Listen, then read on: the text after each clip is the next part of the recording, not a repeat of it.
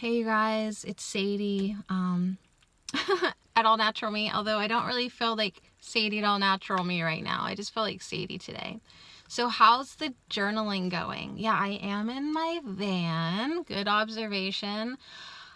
I thought I would try just to talk out some of the journaling that I did. I know I said I wasn't going to do that, but then I thought, you know what? It might be really, really beneficial for you to say it out loud. And it might be really beneficial if somebody wants to hear it. Now, if you don't want to hear anything negative and you cannot handle, look at me. This is me, like out of bed, right? Like didn't even wash my face, brush my teeth, forget that. But, if you just want to keep Sadie at All Natural Me, like positive uplifter, push stop. Push stop. Walk away from this vlog. This is definitely for my patrons only. Like if you want to see me in my weakness, like this is definitely not being like published publicly. But for the people that do really connect with me, it might be helpful. It might not. So you decide right now. I did also want to check in and just hear if you did journal and how that went for you. Did you feel movement? Did you feel anything release? Did you cry? What do you think? Did I cry? I could have cried more. Part of the reason that I'm out here in the van is because my children are awake. I don't want them to hear me talk about this stuff. And my husband also stayed home from work today. So it's like, is there my ego? Something doesn't want me to do this work about fear. But anyways, just look at it as a challenge and go out to your van to journal if you need to. I journaled inside, but now I'm out here. So I journaled one page front and back and then a half page. I think I could have also journaled more. So at first I listed like fears that came up right away. Death of loved ones, pain, the fear of non-existence, the dentist, snakes, and my children leaving me, and things in the dark. So those are my fears. There's probably more, but holy, that's enough for right now, right? So I started with like reflecting on my children leaving me. And I wrote that it makes me so sad to even think of a natural life process of them growing up, leaving the nest. Am I fearful of being alone? Which I couldn't really feel like that because I like my alone time. Or am I fearful of just not being as happy as I am now? And so I sort of feel like that's part of it too. Like I always want them with me, but what if I'm not as happy later on? Like I'm pretty happy now. So anyways, that was good. So it does really boil down to a fear of change. Yes. That's a general fear of change. I fear for them more than for myself. Fear feels like an absence of faith. It does. That's what it feels like. Like when you really think about fear, it's an absence of faith. It really is. So I need to have faith that they are protected, just like I am. I need to trust. So I need to trust. I feel protected. I feel guided. It's arrogant for me to think that they're not, right? I need to trust. So that was that part. That felt pretty good. I need to trust. That feels good. If you can touch upon something that you don't want to think about, but then walk away from it feeling a little bit better, I think that's good work. So this one, things in the dark. For the dark, unknown, evil things. I really was like, why do I feel like that sometimes? And it stems from an experience that I had during like the summer before 7th grade. It was a cadet camp, like a week-long camp that I was sent to, like for fun, but it really wasn't. And there was an experience that happened there As an entertainment program, they had a hypnotist come in, and I was one of the people that volunteered to be hypnotized. So, and it was funny, I guess, like, you know, I never did that before, and it seemed like it went fine. I don't know. I felt like I was aware of what went on, but, you know, they had to, like, move your arm. It was, like, for entertainment purposes. Well, then the next night, or that same night, I can't remember, but, like, I had some experience where, like, the next day I woke up and my roommate was like, Sadie, who was that came into the room and was trying to pull you off the bunk bed? He said it was the devil and he wanted you because you were a virgin, and like, it was this weird experience. That's weird for me to even say it out loud now. And I was just like, whatever, right? Well, what happened? I don't know. I don't know what happened, because that week I started hearing voices, like, that were it was just like saying Sadie, like, but like Sadie, and then, like, when I would hear it, like, all this energy from all four sides of me would, like it felt like the room was closing in. But it wasn't like the room, it was just this, like, force of energy, like, trying to get at me. So literally for 6 months, I had this experience of, like an entity trying to force itself on me. And the fear was very real. I was afraid to be alone. I was afraid to, like, be accessible. I mean, it really felt like dark entities were after me. So,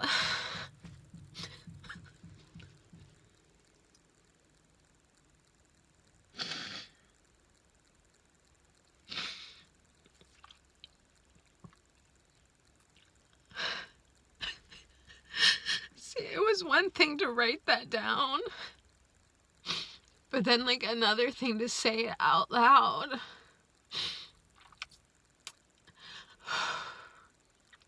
Because I was 13. I wasn't even 13, and I was so scared.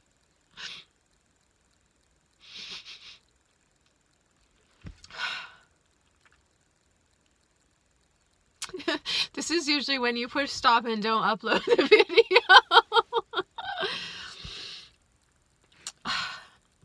But what is the prompt? What's the journal prompt that we have? What are we learning from this fearful emotion? What are we learning? And I did learn how to ask them to go away and to protect myself. It took 6 months of being terrorized and harassed.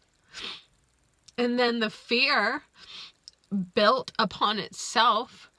Like, I wouldn't even go back the hall at night without my mom. Like, she was sick of me. She was sick of me being so fearful. So fear is teaching me courage. But yeah, then I did have to ask that entity to leave. And it did go away. So I did learn how to do that. I've never been bothered again. But, you know, like, every once in a while, like, one time I was in the basement, and as a joke, my husband turned off the light, and just all of a sudden in pitch black, and I felt it again. Maybe not the energy of it, the entity, but the fear that I had came at me, you know? So whether or not the entity was real or not, I'm pretty sure, but the fear was right. The fear was a very real response that I'm ready to love and transmute. So then the other one was the dentist. That kind of boils down to a fear of pain and discomfort, a fear of the chemicals they use that keep me from going to the dentist. So, LOL, I deal with pain and discomfort. Because I am afraid of the pain and discomfort, I avoid the dentist, so I deal with the pain and discomfort. So that's kind of funny. To recover with a laugh that, like, I don't want to go to the dentist because I don't want to deal with that. So I have a cracked tooth and I just like keep dealing with it. Because I would like to heal myself. I really would. I'd like to heal myself. But then sometimes I become fearful that I cannot, especially when it's broken and stuff, like just rot out already, you know? But I do have a lot of fear with the medical system, but because they go against my belief system so much. And to some extent, I do feel like that fear aids me. Like it keeps me away from all the ridiculous stuff, like generally that the medical system does. You know, I don't participate in it, but I have to admit that at times it might also limit me, right? If I take away that option. So just acknowledging our shadows, you guys. It is what it is, and I love and forgive myself, and I love myself, and I love myself, and it's okay. And I love that little girl that was scared so much. I do, because she's still within me. So then I wrote about how I am fearful, I am full of fear to have my children transition before me. I think this is like every mother's fear. We're all gonna die, but let me go first, right? Not that that's funny, but it sort of always helps me to get through it. Because a lot of times, we don't deal with this stuff because we can't handle it. So we just don't even go there, right? We repress and pretend like it's not in us, but it's in us. So I am full of fear that to have my children transition before me. As a child, I was so fearful of my mom dying. That's true. I was. I worried so much about her, especially when she would travel far away, because a couple times a year she would take trips to go see Miraji, like a program to see her guru. And I would worry about her the whole time. That still perpetuates, obviously. So it is time to free myself from fearful anxiety. It is just time to free myself from this, even though I'm not perpetually like afraid for my children all the time. But like if Aiden goes with his dad, I'm repressing that fear. I can feel myself keeping busy, not thinking about it, but I'm worried about him traveling. So it's just really time for me to free myself. Like, don't you want to release that and free yourself, Sadie? And fill myself with faith and trust and reassurance. So as we release this stuff, as I release fearful anxiety, I want to replace it with faith, trust, and reassurance. First, I need to clear my fear of death. Yeah, I acknowledge that. Because why do I worry about people traveling? Fear of death. It's much better than it used to feel. Oh, absolutely. At times, I don't even care if I am here. That is true. I used to be afraid for myself to die. Now I'm not. I don't even give a fuck, right? Like, I don't, like, a lot of times, I'm not worried about myself at all. I've had the experience of wanting to die, of just being so sick. I was so sick a couple years ago. So much pain, so sick. I thought, just go already, right? Like, it would be better. So I got into that point of wanting out of my body. So now I'm not afraid for myself. But I still can't / won't / deal with the idea of my children dying. So I have not completely transmuted my fear of death, right? Because if I did, then I wouldn't be fearful of anybody transitioning. It's just too much. It's just too much to think about. And I wrote a list, why I can't think of it, about my children dying. Pain, heartache, loss, despair, sadness, emptiness, grief. Those all cause fear. So fear itself, I'm finding from this journaling, is that I'm afraid of these things. Like, I'm worried about them because I'm really fearful of heartache and despair, emptiness, sadness, grief.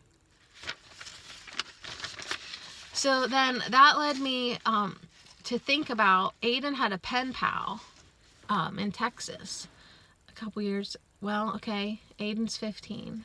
So when they were like, they started writing when they were 8, 9, 10, okay? When his pen pal was 10, he died. The pen pal little boy died. And I had become friends with his mom, Katie, and I had no idea what to say to her. Like, no idea. So I said, when Aiden's pen pal Christian died, I had no idea what to say to his mom, Katie, especially because I was so into the message at that time of Abraham Hicks and that there is no death. If you've ever listened to Abraham Hicks, they're like obnoxious about it. Like, when you croak, right? Abraham Hicks. I like that about them. But it just seems so cold and harsh to say or write to her because, and I just wrote dash society. If society didn't expect us to be so devastated with death, would we be? Like, our devastation is encouraged by society. They expect us. So, like, you can't even say to somebody, I know that they've only just transitioned their energy into their pure essence. You can't say that. What you can say is, oh my God, I'm so sorry for your loss. Right? We are also disconnected with spirit. We don't feel the support or knowingness that all is well. So I feel like that last sentence was written to me from my higher self, even though my mother self wants to crumble with her.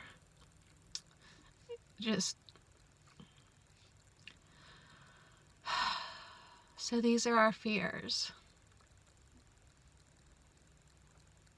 So anyways, you may have to lock yourself in the bathroom if you're really going to do this work. Because this is hard to do when you're like in a house full of people. But anyways, I just wanted to check in and let you know where I'm at. I feel like I need to journal more. And then I also feel like I want to puke and that's enough. And just, fold this up and lock it in the jar and wait for the fire. But anyways, I just thought maybe, I don't know, I'll rewatch the video and decide. Oh, is it too much to share this shiz? Is it too much or does it help you? I don't know. I don't know what I should do, if I should post it or not, just for my patrons. But anyways, you guys, write down your fears. Yours could be some of the same. Yours could be different. What didn't I talk about? Non-existence. I've sort of cleared that one with science and aliens. Like, if you exist, you always exist, okay? But I used to really like break down at the idea of there not being existence anymore. There not being a reality. And in a sense, that was true. Someday there won't be this reality. But I was afraid of the nothing, the nothingness. So that's that. I talked about everything else that I wrote except for snakes. Now, I'm fearful of snakes because my stepdad was an a-hole. And one time, when I was probably 8 or 9, he, maybe 10, but I don't know, he hit a snake with a lawnmower. So it was dead, but, I didn't know, when he was mowing, and he chased me around with it. Isn't that awful? He chased me around with it. My sister too, because he thought it was funny, right? So it was like, ah, right? But so we hid in the bathroom, because he'd even though this was a joke to him, I forgive him. I do. But there was like a laundry chute hamper. I don't know if you guys know what that is. Like, you open the closet and there's basically just a hole in the floor that you throw your dirty laundry down into the basement. And so we were hiding in the bathroom, like, we'll just stay in here. Well, didn't he go in the basement and go up through the chute with that effing snake? See, it's funny now to say it out loud. So anyways, I was terrorized as a child. What the F? That's how messed up parents were back in the 80s. Alright, so anyways, now it's a fearful thing for me to see a snake suddenly. Okay? But anyways, if somebody had a boa constrictor at the whatever, at the pet store, I could see it and go up to it and touch it. But it's like the surprise, like, look at this little snake. I'll freak out. This hair is freaked. Alright, you guys, that was 20 minutes of me babbling. I love you. Good luck on your work. I'm so sorry if I scared you with anything. I'm sorry for letting myself be scared. I apologize to myself for feeling fear, but I am gonna do the work and see it as a learning challenge to find my courage, to experience my resiliency, to return to love and be strong, and return to love and return to love, right? I'm scared of my people dying, my children dying. The only thing that could save me in that situation is returning to love, right? I'm in pain. Focus on love. If I'm scared of anything, the only place to feel better is a place of love. So I'm saying return to love over here, but it's return to love in here. So stay within the feeling of love and you will be safe and you will not fall to fear. Okay. I love you. This is Sadie at All Natural Me. I'll see you tonight. Are we really doing another one tonight? Oh my God. I'll see you tonight.